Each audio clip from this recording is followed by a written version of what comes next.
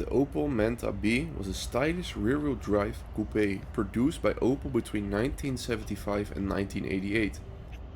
It was the second generation of the Manta, following the Manta A, which was produced between 1970 and 1975, and shared much of its mechanical structure with the Opel Ascona B, which was its sedan counterpart.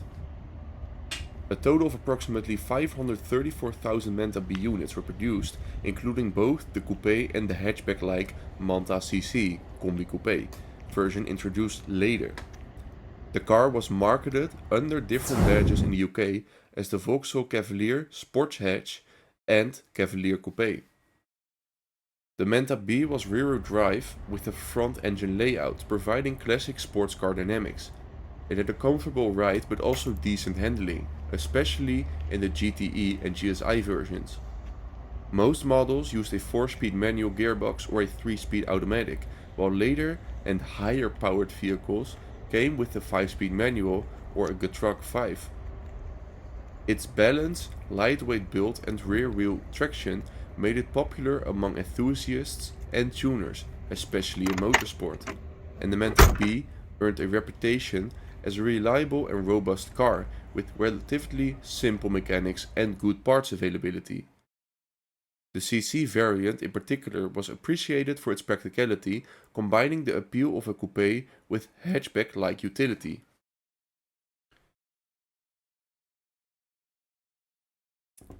The Manta B had a classic 1970s-1980s coupe silhouette, which was a long hood, a short rear, and a sleek roofline. And in 1982, 7 years after the introduction of the Manta B, the Manta received a facelift known internally as the Manta B2, which included updated styling and trim to keep it modern and competitive during the 1980s. The 1982 facelift added plastic bumpers, front spoilers, side skirts, and in some versions a 3-piece rear spoiler. The GTE and GSI and exclusive versions featured sporty alloys, body-colored bumpers, blacked-out trim, and optional fog lights.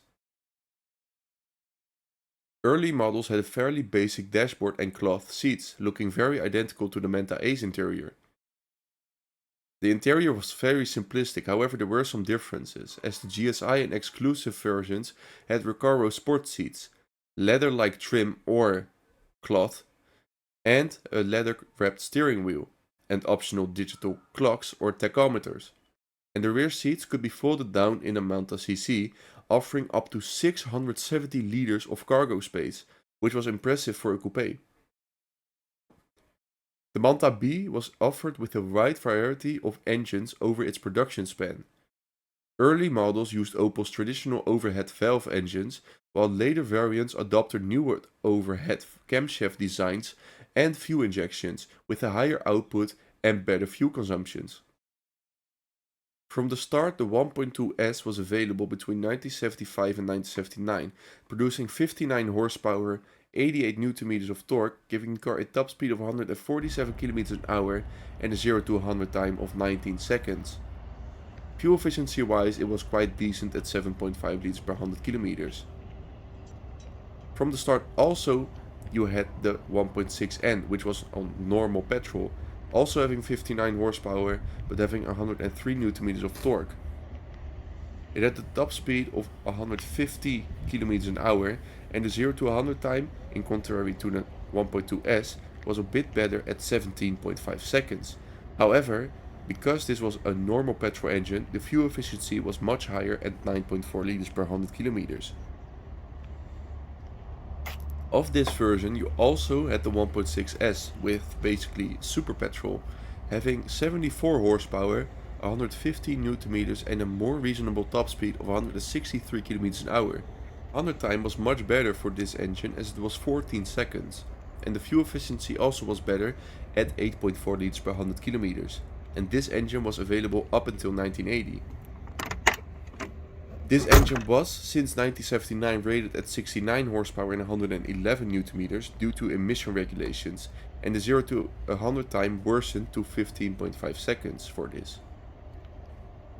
You also, as the biggest engines available, had the 1.9, either in a normal petrol, a super petrol, or a fuel injected variant, And the normal petrol had 74 horsepower, 132 Nm of torque, giving the car a top speed identical to the 1.6S at 162 km an hour, also an identical 0 to 100 time of 14 seconds, and actually also an identical fuel efficiency of 8.6 liters per 100 kilometers. You also had the super petrol variant, as said before, available up until 1978 with the 1.9N, and this had 89 horsepower, 147 Nm, giving the car a higher top speed of 172 km an hour and a 0 to 100 time of 11.5 seconds, while also having the same fuel efficiency of 8.6 liters per 100 kilometers. And you also had, as said before, a fuel-injected variant available a year shorter, up until 1977, basically because of the GTE name coming to an end. This had 105 horsepower, 152 Nm of torque, giving the car a much higher top speed of 185 km an hour and a much better 0 to 100 time than the 1.9S at 10.5 seconds. Also having a better fuel efficiency at 8.3 liters per 100 kilometers. A year after, in 1976, the 1.2S also had the normal petrol variant added, being the 1.2N, although this was the least powerful engine, as it had, up until 1979, 54 horsepower, 84 Nm of torque, giving the car a lower top speed of 143 km an hour and a 0 to 100 time of 20.5 seconds, while having a fuel efficiency of 7.7 liters per 100 kilometers. This basically was for the people that wanted to drive a sports coupe, but not having an engine like a sports coupe. A year after that, in 1977 up until 1983, the 2-liter S was available with 99 horsepower, and this basically also was in the record E, if I'm correct. This had 153 Nm of torque, giving the car a reasonable top speed of 180 km an hour and a 0 to 100 time of 11 seconds, while having a fuel efficiency not that bad at 8.6 liters per 100 kilometers. You also had the 2-liter with injection, and this basically succeeded the 1.9 with injection, available between 1977 and 1982, and also in the B2, the facelift, between 1983 and 1988. This had 109 horsepower, 159 Nm of torque, giving the car a higher top speed than the 2.0S at 187 km an hour, and also a 0 to 100 time better than the 1.9E with 10 seconds. Fuel efficiency wise, it worsened a bit because it was a bit bigger, and the fuel efficiency for this engine was 8.9 liters per 100 kilometers. The higher end of the 2.0E used Bosch L Jetronic fuel injection, improving both the power and emissions. A later available 5-speed gave the car a top speed of even 192 km an hour for the B2. During 1986, also a catalyst became available with 106 horsepower instead of the 110 horsepower. In 1978, a year after 1977, a 2-liter N with normal petrol also became available, having a comparable power output to the 1.9S. This had 89 horsepower, 142 Nm of torque, giving the car a reasonable top speed of 172 km an hour and a 0 to 100 time of 11.3 seconds. Fuel efficiency wise, this actually was quite okay at 8.8 liters per 100 kilometers.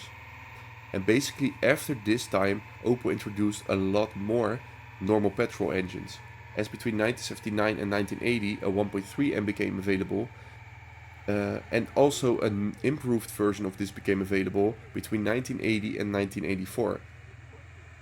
This had 59 horsepower, 94 Nm, 145 km an hour of a top speed and a 0 to 100 time of 19 seconds between 1979 and 1980, also having a fuel efficiency of 8.6 liters. But between 1980 and 1984, this was improved to a top speed of 150 km an hour, a 0 to 100 time of 18 seconds, and a somewhat worsened fuel efficiency of 8.7 liters per 100 kilometers. You also had a 1.3S available, this time having 74 horsepower instead of the 59 for the normal petrol variant, also having a bit more torque at 99 Nm, but having a much better top speed of 165 km an hour, and also a better 0 to 100 time of 16 seconds. The fuel efficiency also was better in this one at 7.6 liters per 100 kilometers. And basically the last introduced engine for the B1 was the 1984 to also available in the B2 as it was available up until 1984. And this was a 2.4 liter injection with 142 horsepower, 210 Newton meters of torque, giving the car a very high top speed of 210 kilometers an hour and a very good 0 to 100 time of 7.5 seconds. Although it was a fuel injection, because of the bigger engine, the fuel efficiency was higher at 10.4 liters per 100 kilometers. And this engine was not widely available for the public, with 4 valves per cylinder instead of the 2. This engine was used in the performance-focused Manta 400 rally variant and also featured the base of some IMSA specials like the IMSA i240. Eventually for the B2 a lot of engines were replaced. The 1.2, the 1.6 and the 1.9 liter engines were discontinued and basically replaced by the 1.3, the 1.8 and the 2 liter S and fuel injected engines. Although the 75 horsepower 1.9N continued to be available in a few markets. Thanks for watching this video. To be able to upload more videos in the future, please consider becoming a member of my channel or sending a super thanks on this video. Also, don't forget to check out this playlist with many interesting videos covering various parts of the automotive industry. And don't forget to like and subscribe for more.